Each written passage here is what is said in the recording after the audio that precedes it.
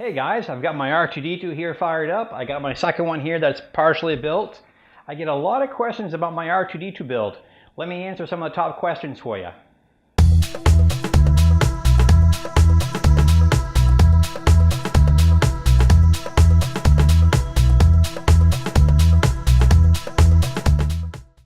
Hey guys, it's Paul, and I get a lot of interesting comments. I get a lot of questions about my R2-D2, and I thought I'd answer a lot of those frequently asked questions I get.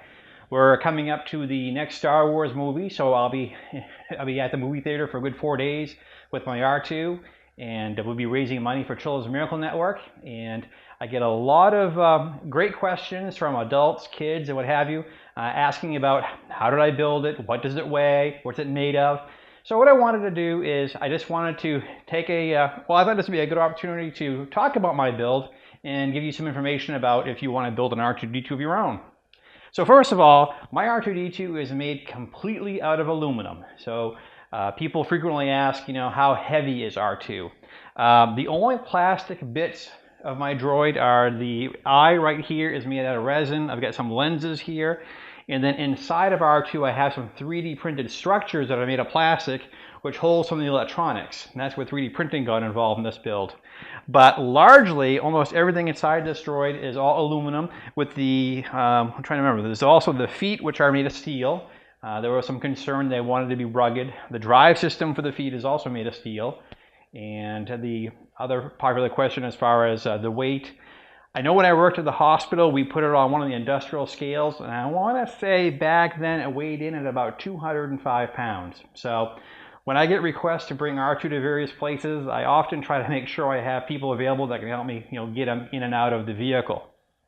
Which leads to common question number 2. How do I get R2-D2 out of my house and go to all these events? Well, when I first started doing this, I really didn't have a lot of forethought into what it was going to take to transport this guy around. So many years ago, I started looking around at kind of minivans and even small, like I think the Ford Transits or small little vehicles like that, because I knew taking the legs off this thing and shipping it inside of my car and putting it back together was going to be just way too time consuming. So what I found is I got hold of a used Honda Odyssey. And I found that the dimensions with the seats out, as far as how much room I had, worked just right. The Caravan was a little bit taller, but the Honda Odyssey with the seats out, with a 3/4 inch plywood deck on the bottom, that's worked out the best. And then for getting it in and out of the house, I got hold of a handicapped aluminum ramp, which usually folds in 4 pieces, but with the help of a friend of mine, we riveted the center together so that it's basically like a clamshell. Most handicapped wheelchair ramps are going to have a big gap down the center because, well, the wheelchairs just have wheels on the outside, whereas R2 has that center foot. When I first got the ramp, it was getting caught there. So by riveting it in great big sheets of aluminum, we took care of that problem. But it does a good job. It's still a little tough to get R2 up and down that ramp. But considering the options, it's worked out really well over the years. Next popular question is batteries. How much batteries are on board, or how heavy are the batteries? Anything to do with electrical power. I get a lot of questions about that. Inside of this R2 are 3 12-volt, 18-amp batteries. I have 3 of them. Each one weighs 14 pounds, so quite a bit of the weight of the droid is right there in batteries. They are mounted in the lower section so as to keep the center of gravity low. R2 is a very tippy droid if you get the weight up too tall. So I have those there. I have 2 of them linked together to provide 12 volt but double the amperage. And those 2 batteries work with my foot motors, which are NPC 2212 brush motors. They're used on I'm trying to think of the name there. The scooters. If you go to the grocery store, they get the little scooters, and stuff like that, electric scooter motors. I'm trying to blank on the exact term. But that's what the foot drives use, is they use those 2 12-volt batteries, tiered together. The third battery is used solely for electronics. So everything from the LEDs to the speakers that are behind here to the electronics that control the foot motors. That one battery handles all of that. And these are sealed lead acid batteries. I haven't upgraded to the LiPo or LifePo or other technology batteries just because of the cost. I've had these batteries since I first got R2 going in 2009. So far they're maintaining a good charge, but now that we're approaching 8, 9 years old, it's about time to think about replacing these batteries with something lighter. My concern with LiPo, like with most electronics, is that there's the fire hazard. And when you have R2 all buttoned up and sealed together, it would be difficult to get those batteries out during an emergency. But it looks like the technology is improving, so I may switch to that in the near future. The next question that's really, really popular with people is, did I build this from a kit? Now, if you're an R2 builder, you know that question right off the bat, because I got a lot of friends that are in the R2 Builders Club that follow my channel. But for those who know nothing about this, there is no official R2-D2 kit. If you see one, it's not true at all. Through the R2 Builders, when you join the R2 Builders Club, there's a whole parts section, and what you can do is, as parts become available, certain people will offer official club parts, which follow the official club blueprints, to build your own R2. Now you can do aluminum, you can do wood, you can do plastics. There's also 3D printed frames out there.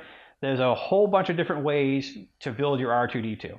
I went with the heavier way because I wanted mine to be computer controlled, and I knew I was going to be doing a lot of traveling because I built this for pediatric use. I wanted to be able to visit kids on the hospital floor and cheer them up with an R2 visit. So mine is heavier because he's all aluminum. So I didn't make all of these parts. A lot of these I bought from people that what they had done, they coordinated a part run. What they did is they made contact with a manufacturer and said, look, I need to have this part made. Here's the blueprints. And that person got back to the organizer and said, well, this is what it will cost for this part. And then he makes the part available to members of the club. And if you wish to purchase that particular part, when the part is completed, it will be shipped to you. And then that's one of the just under 100 pieces that make up an R2-D2. So pretty much everything on my droid is stuff that I bought from other members that were offering the parts for sale. So for example, we have one gentleman that makes the aluminum dome. We have, I think, 1 or 2 that make the aluminum skin, and the list goes on and on and on. So when people ask, did I build all the parts on here? There was 1 or 2 pieces that I made out of aluminum because I had the club blueprints and I had access to a CNC machine to make those parts. So there's no kit. It's basically, it's kind of a treasure hunt in a way. There are some people that, especially the guys with styrene and wood, they can make their own pieces, or with the 3D printers, you can print your own pieces now. That technology has come a long way in the last 4 years.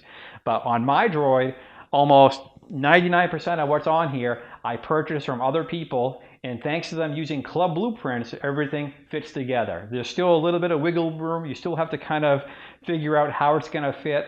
But that's how the process works as far as putting together an R2-D2 and how mine came together. Finally, one of the other questions I get that's obviously people are very curious because they see and they hear this is made all out of aluminum and the electronics involved is the cost. If I had to add up on my spreadsheet what I've spent on this R2 over the last, since 2003, so we're looking at 14 years here, 6 years of the build and then 8 years of running around doing what we've done. I've done a lot of upgrades as I've gone. I've changed the foot drives out. I broke the frame, so I had to replace the frame. So there's been a lot of development over those years. So the cumulative amount I've spent over that time frame, I would say, is easily in excess of $10,000. Now, before you jump from your screen and say, there's no way, I don't have that kind of money, I could never build one of these things, remember, that wasn't an upfront cost. This isn't a kit. What you do is you take the resources you have, the various parts that are available, or if you want to print them or make them, what have you, and it's kind of a cumulative. It's part of the journey. So what you're doing is, you buy this part this month and you make this part or do this. So it's easy after a couple of months or even years, if you start on an R2 build, that when you look at that stack of parts you have and the cost and what you spent, it does definitely go up. So don't be scared by that number, because the 3D printing and the other stuff that's available out there for manufacturing has definitely brought the cost down in a lot of ways. But if people ask what I've spent, this little guy has definitely run up a pretty good sized bill. Has it been worth it? Absolutely. I didn't think I could build something like this. I didn't have that skill set. I don't play with metal. I don't know electronics. I don't know the first thing about, remote control, radio stuff. I didn't know anything about programming and Arduinos. But you know what? During that time, I met other builders. I asked a lot of questions. I watched a lot of videos. I did a lot of reading, and I learned. So when I look at what I have now and I look at where I was, it's been an enormous learning process. And it's been great because now with that confidence, I can move on to other projects, things that I didn't think I could ever do. So challenge yourself. I mean, how hard can it be, right?